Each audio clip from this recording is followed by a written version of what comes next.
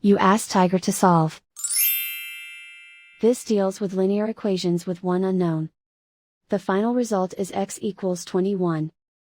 Let's solve it step by step. Simplify the expression. Expand the parentheses. Simplify the arithmetic. Expand the parentheses. Simplify the arithmetic. Group all x terms on the left side of the equation.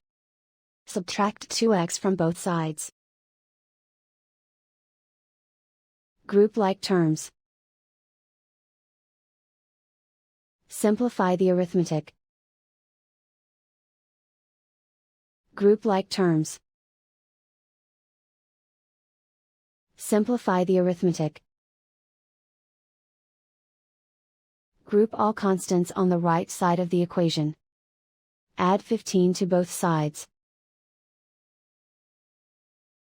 Simplify the arithmetic.